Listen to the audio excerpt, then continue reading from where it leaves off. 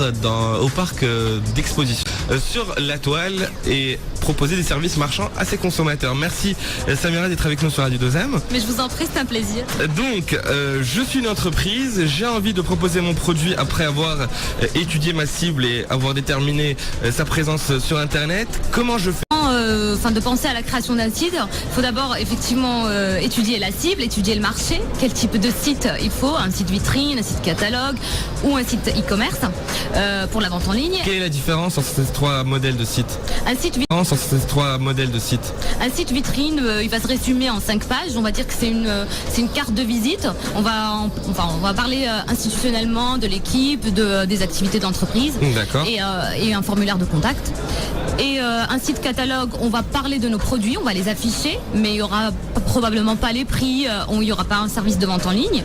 Donc c'est une vitrine évoluée si on veut. Tout à fait. Donc où il y a quand même une gestion de produits, il y a une gestion de... Voilà, mais il n'y a pas de gestion de stock.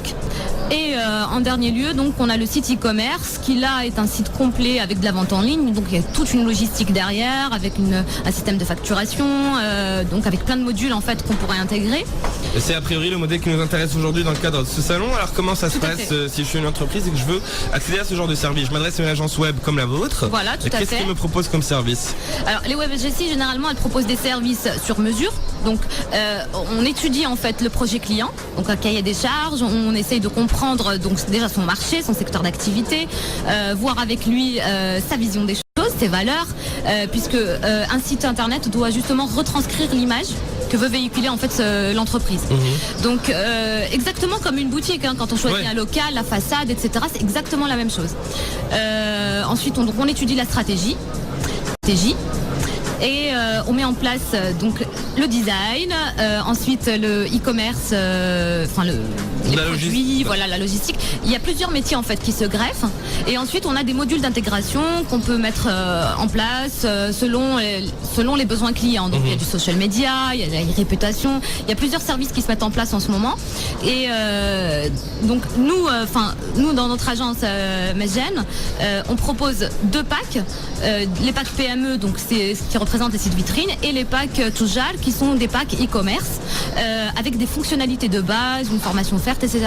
Et ça, c'est pour sensibiliser en fait les commerçants marocains à exister sur le net, parce que c'est un canal aujourd'hui qui est indispensable déjà pour... Surtout que c'est en pleine explosion au Maroc, on voit de plus en plus de sites e-commerce au Maroc. Le Marocain commence à intégrer dans sa culture et dans son quotidien de pouvoir payer sur Internet à travers sa carte crédit ou à la livraison.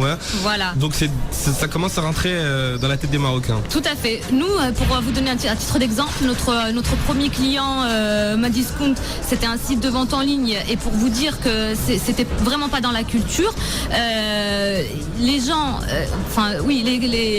les consommateurs achètent sur Internet, mais payent en chèque, voilà, à la livraison. Il n'y a toujours pas cette culture de e-paiement, du paiement virtuel, etc. Donc, alors il y a différentes raisons à ça. La faible bancarisation au Maroc d'une part, donc tout le monde n'a pas de carte de crédit. L'utilisation de carte de crédit comme une carte de retrait principalement et pas une carte de paiement. Et puis ensuite le problème de la confiance numérique. Aujourd'hui le Marocain n'a pas forcément encore confiance au vendeur pour lui délivrer le produit qu'il a vu sur Internet, ou de ne pas utiliser ces informations à mal escient. Donc c'est pour ça qu'aujourd'hui on met en place aussi des acheter satisfait ou remboursé. On peut retourner le produit après, c'est-à-dire qu'acheter un produit n'est pas définitif, on perd pas son argent comme ça. Il faut que le service promis sur le net doit être assuré en fait à la livraison. Donc si au final il n'est pas assuré, et c'est pour ça justement que j'ai trouvé que la conférence de la confiance numérique qui a eu lieu ce matin est très très intéressante, puisque justement elle va sensibiliser les consommateurs et aussi les e-commerçants à avoir plus confiance, à payer en carte de crédit, et en plus de ça il y a un aspect écologique qui est énorme. Bien sûr. Voilà, parce que tout le circuit qu'on élimine. Tout à fait, de papier, voilà. Et aujourd'hui, c'est vrai que la politique au Maroc, au ministère de l'économie et du commerce et d'industrie. Voilà, et du commerce et de l'industrie.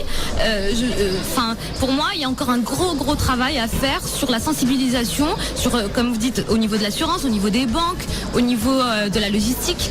Ce sont des points sur lesquels il doit y avoir une promotion de la confiance des venant de l'État, venant d'institutions publiques, ça passe mieux que des publicités que nous on peut faire en tant que web agency.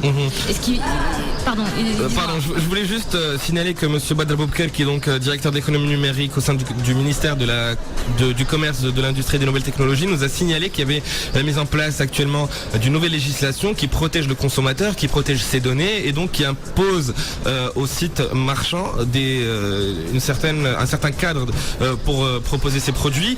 Est-ce que il y a des signes qu'on peut repérer sur la page web d'une entreprise qui peuvent nous permettre de savoir si on peut faire confiance à ce vendeur ou pas? Oui, alors déjà, les conditions générales de vente. Il ne faut pas hésiter à aller voir. Donc c'est vrai que c'est généralement des pages interminables, mais il ne faut pas hésiter à aller voir, se renseigner quand on manque de confiance. Et deuxième chose, on a généralement le signe de l'équivalent de la CNIL. Ce que vous me dites là, c'est l'équivalent de la CNIL en Europe. Et ça doit être une institution à part entière. Ça ne doit pas être juste. Oui, parce que si c'est chaque site, voilà, ça ne doit pas être juste un projet. Ça doit être quelque chose qui soit cadré et qui soit pareil et similaire sur tous les sites qu'on peut retrouver sur tous les sites. Ça, c'est d'une part. D'autre part, il y a la sécurisation bancaire avec le sigle SSL ou le petit cadenas qu'on retrouve en haut sur la barre d'adresse, qui est généralement sur un site e-commerce. Quand on ne l'a pas, il faudrait se méfier. Faut se méfier. Voilà. Après, l'évolution qu'on peut espérer aujourd'hui, c'est par exemple en Europe, aujourd'hui quand on passe un acte d'achat, on tombe sur la page bancaire en fait, où un SMS, en fait, un code nous est envoyé par SMS pour vérifier l'identité de l'acheteur. Par la banque. Pour vérifier l'identité de l'acheteur. Par la banque. Donc si vous n'êtes pas le titulaire de la carte bancaire,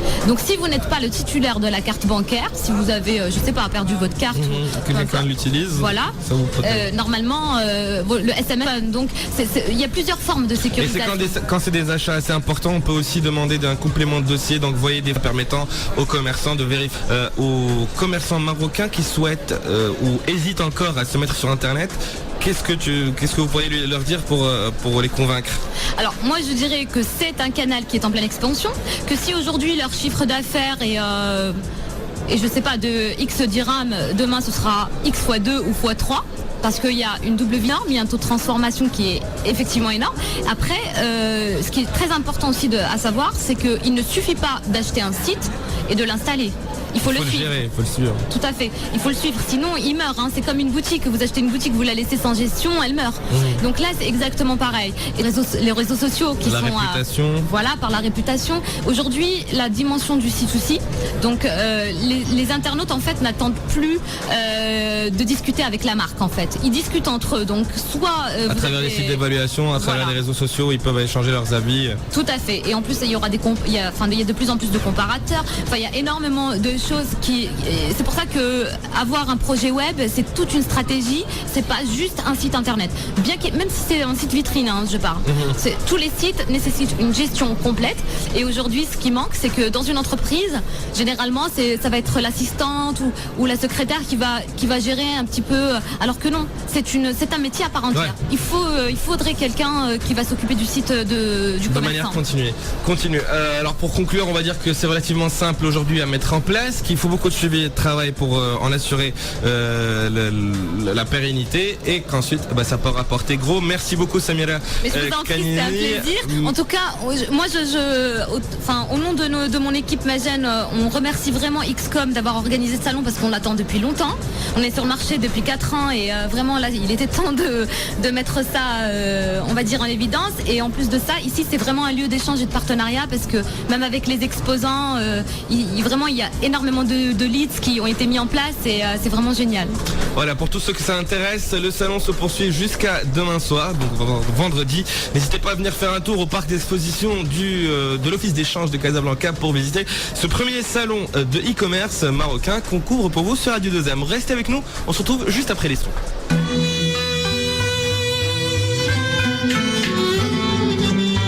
Sous le haut patronage de Sa Majesté le roi Mohamed VI, la Fondation Esprit de Fès